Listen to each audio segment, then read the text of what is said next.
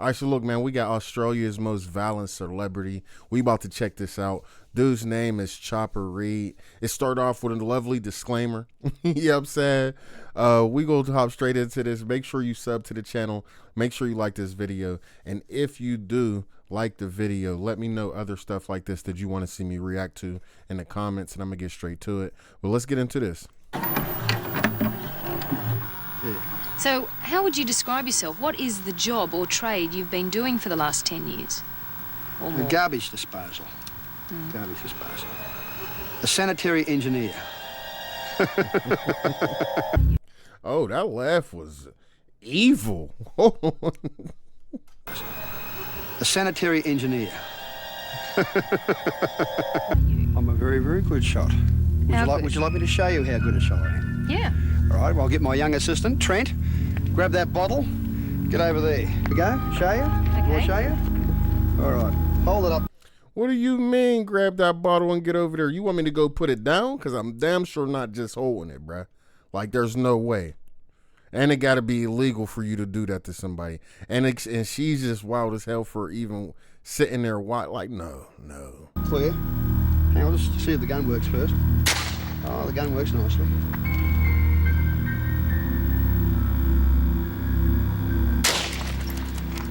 Yep, I'm a crack shot. Between the ages of 20 and 38, Mark Brandon Reed, one of Australia's most notorious underworld figures, spent only 13 months outside of prison. Convicted of crimes such as armed robbery, firearm offences, assault, arson, kidnapping, torture, and impersonating a police officer, it's almost absurd to think that a criminal as violent as this could be celebrated. But as with other figures of Melbourne's criminal underworld, it developed and produced a lot of larger-than-life characters that captured the public's imagination, and Mark Reed was no exception. From underworld violent criminal to children's book author, this is the life of Mark Chopper Reed. If out of his whole adulthood, he only served 13 months free, what would make you go interview dude? Like, people is wild as hell.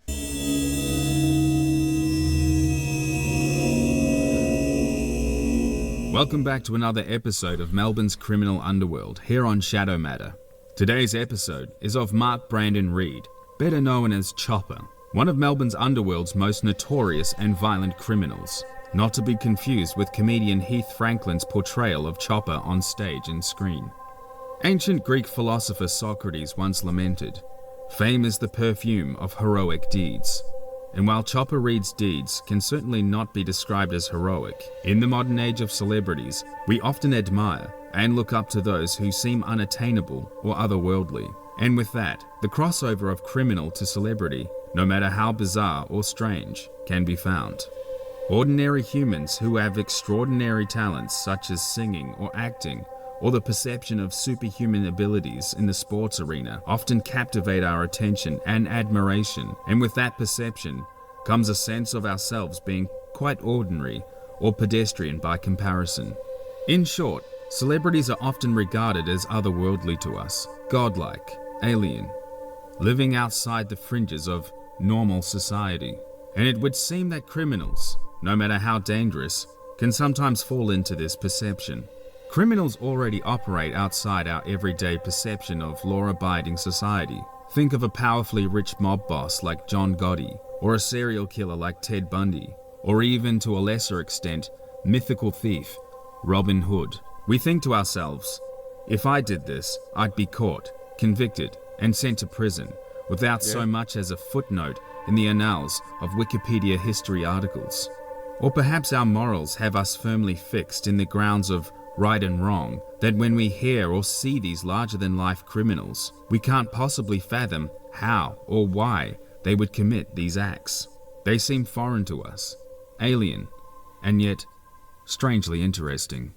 As is the case with our subject on today's episode, in his lifetime, Mark Chopper Reed had books written about him, movies, music albums, countless interviews, and even been impersonated on stage for comedy gigs. He appeared as himself on stage, talking about his life and the crimes he committed, appeared on TV shows, rubbed shoulders with international celebrities, made public service announcements for drink driving and, strangely, domestic abuse. So how did this self-proclaimed human garbage disposal unit go from cutting off people's toes to sharing the limelight with esteemed actors? Cutting off people's toes is crazy, bro. Mark Brandon Reed was born in Melbourne, Victoria, on 17th of November 1954 to a World War I veteran father, Keith Reed, and a devout Seventh-day Adventist mother. He was raised in the suburbs of Collingwood and Fitzroy. Until the age of 5, he was placed in a children's home. He was often bullied at school, saying that by the age of 15, he had been on the losing end of several hundred fights. At his mother's Getting beat up several hundred times is wow. A lot of people don't even have 100 fights, but to lose several hundred. Quest, he was often beaten by his father severely. Most of Reed's life is a little murky, as he was known to embellish or even lie about details, with some instances showing contradictory statements when asked the same questions in different interviews. Even his autobiography cannot be taken as gospel, as it contradicts himself in later interviews. What we do know is that he has always maintained that he was molested as a young child, and by the age of 14, he was made a ward of the state and was placed. Yeah, he was suffering for real. He was suffering. That's where all of the craziness come from. Child, and by the age of 14, he was made a ward of the state and was placed in several mental institutions as a teenager, where he states he underwent electroshock therapy.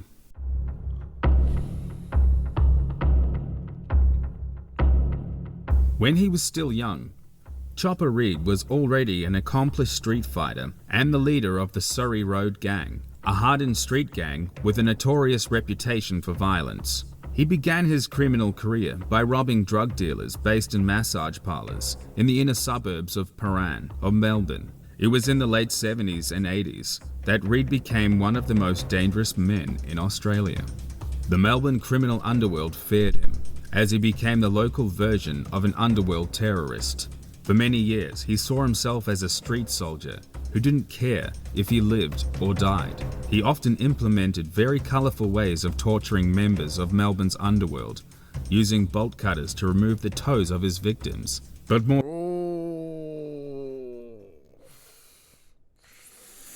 Bolt cutters? Oh my goodness. Clipping somebody's toe off through the bone is crazy. famously, his favourite form of torture was using a blowtorch on his victims' feet. He would do this as an incentive for them to produce enough money so that Chopper would leave them alive. He would say of this in later interviews that he believed he was doing society a favour by removing the scumbags from society, and he always claimed that he never hurt an innocent civilian, only going after drug dealers, gang members and pimps who made a living off poisoning the streets. In 1975, that boy convinced himself that he was doing the world good, though. Like he was just a street justice, dog. You tripping. Reed was charged and convicted with 2 counts of armed robbery, the first of many convictions that would see Chopper locked up behind bars for most of his 20s and 30s. It was during this stint that Reed's infamous Overcoat Gang was born. The gang wore long coats so that they could easily conceal weapons. In January 1978, Mark was arrested and convicted again, this time for entering a county court's courtroom and threatening a judge with a sawn-off shotgun. This was done in an attempt to hold the judge hostage until an inmate, Jimmy Longnan, was released. It was during this stint at Pentridge Prison's H Division where the now famous ear cutting took place. Mark Reed asked another fellow inmate to cut off both his ears. The reasons for this have changed over time, and in different interviews, Reed would often give different answers. The most agreed upon and widely accepted one being that the ear chopping was done so that Reed could be removed from H Division and transferred to a mental health wing. Contrary to popular belief, this isn't how Mark Reed was dubbed with the nickname Chopper. The nickname actually came from a cartoon bulldog in the show Yaki Doodle. A year later, Chopper was stabbed by members His crazy ass got a nickname from a cartoon. Yeah, he might need to be in a nut house, dog. That's crazy. of his own gang in a sneak attack when they felt that his plan to cripple every other inmate in the entire division and win a gang war was going too far. Another theory is that he had a contract put on his head by the infamous Painters and Dockers Union. Reed lost several feet of intestines in this attack. Later on, during the mid-80s, there would develop a feud between Mark and the Painters and Dockers Union, who were closely associated to the infamous Carlton crew, who was led by Alphonse Gangitano. In one instance, Chopper claimed that there had been a disagreement with Gangitano. After the disagreement, Gangitano burst open a toilet cubicle door with a number of associates and began a serious assault on Reed, who made his escape, but not before smearing his feces into Gangitano's face. In 1987, Chopper became a police informant for Victoria Police, who gave him a bulletproof vest because Hold on, Chopper became an informant? smearing his feces into Gangitano's face. In 1987, Chopper became a police informant for Victoria Police, who gave him a bulletproof vest because they believed rival criminals had put a hit out on him. Later that year, abusing his new form of protection, he shot Sammy the Turk Ozakam dead outside Bojangles nightclub in St Kilda. In December 1989, Reed was jailed yet again for at least 2 years for causing serious harm, arson, and reckless conduct.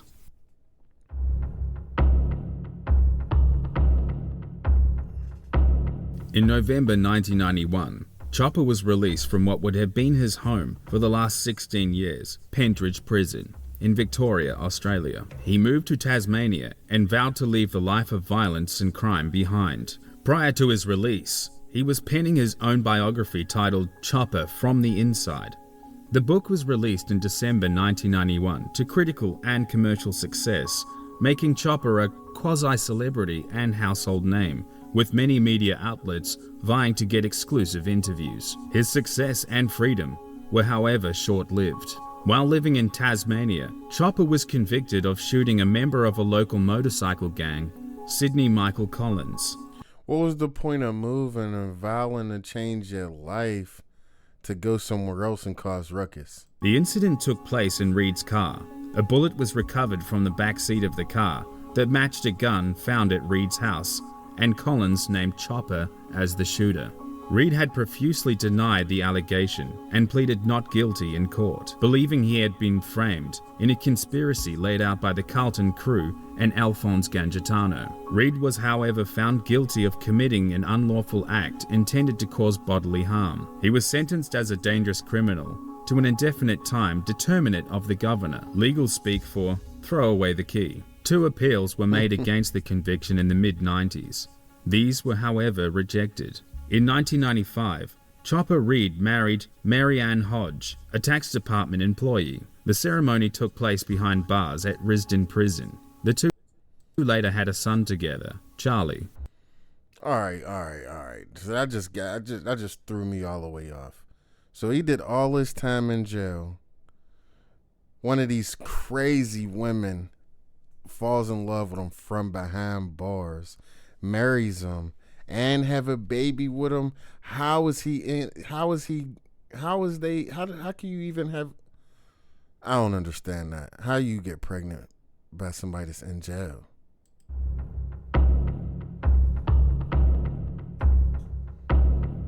In 1998, Reed's lawyers were finally successful in getting the dangerous criminal declaration overturned, and Chopper was granted parole. During his incarceration, Mark Reed had become somewhat of a bona fide author and released another 5 books detailing his life. These books became bestsellers and even gained attention from the Australian film industry, who wanted to make a movie based on one of his best-selling books. Rumour has it that originally Russell Crowe was in producers' minds for the titular role, but Mark Reed had other ideas for the part. The movie was filmed in 1999, directed by Andrew Dominic, and starred a relatively unknown comedic actor at the time, Eric Bana, portraying Chopper Reed.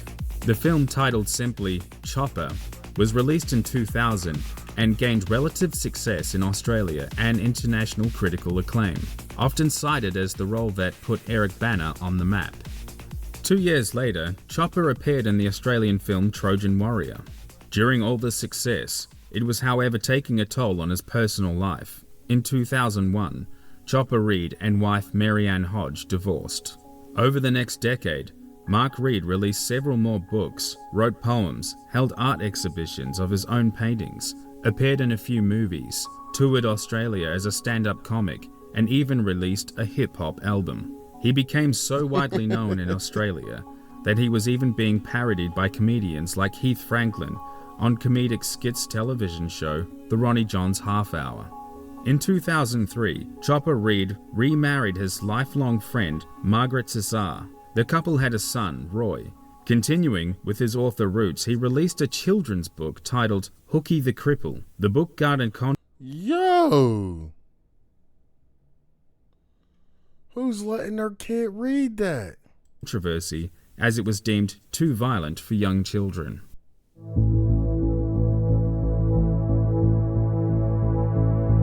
After enjoying over a decade of freedom and the limelight, Mark Read was diagnosed with terminal liver cancer in April 2012, announcing to the public that he was not going to be accepting liver transplants that could save his life, stating that it wouldn't be fair to take some kiddie's liver to save a crook. In his last broadcast interview with 60 Minutes Australia, Read confessed to 4 murders, something that he had previously not been charged with. The murders included the 1971 shooting of Union boss Desmond Costello, 1987 shooting of Sammy the Turk, and the murder of Sidney Collins, who had been on the Australian missing persons list since 2002. Overall, Read variously claimed to have been involved in the killing of 19 people and the attempted murder of 11 others. However, in his own style, he contradicted himself in a New York Times interview, stating that he had only killed about 7 people, depending on how you look at it. In his last interview, he showed no remorse or regret for his violent past. When asked, he said that the only people he stood over, tortured, or murdered were scumbags, drug dealers, pimps, or murderers. He never hurt an innocent civilian. Mark Chopper Read passed away from his illness on October 2013. He was 58. What do you think of this criminal celebrity? Is it deserved? Was he the moral street cleaner of society that he claimed to be? Or was he just another violent crim with an ill-adjusted ego and some tall tales? Let us know in the comments below. This has been another episode of Melbourne's criminal underworld here on Shadow Matter. Stay tuned to see more videos on the saga coming soon. If you would like to see more content like this, then please... I'm not even gonna lie. Dude was wild as heck. He was actually a nutball, like legit nutball. But if you are looking at it on the perspective of him not hurting anybody innocent, I mean, at least that could have been the case. You feel what I'm saying? Where it's like, all right, a regular civilian don't have to be scared or fearful of somebody like this, because he was only doing that to people that was actually in that life, or people that he deemed a bad person. You know what I'm saying? So that shouldn't that don't change my opinion on him, but at the end of the day, I could see how he was crazy. I could see how a crazy person would actually think that they're not doing anything wrong by only harming those people, and think that they're better than those people because they're not harming like the civilians per se. I have no clue on why he thought like that. Let me know what you think. Do you think he was a good criminal? Do you think he was a nutball, how I think he is a nutball, and just use that to justify or stroke his own ego? To me personally, just because you kill a pimp don't make you better than the pimp. You know what I'm saying? Like, to me. But I mean, like you said, he never harmed no civilians, so guess he felt better about himself that way. I don't know. Let me know what you think about that in the comments. I'm gonna catch y'all in the next one. Let me know what you want to see me react to next, and make sure you like these videos to help the channel grow. I'm gonna catch y'all in the next one.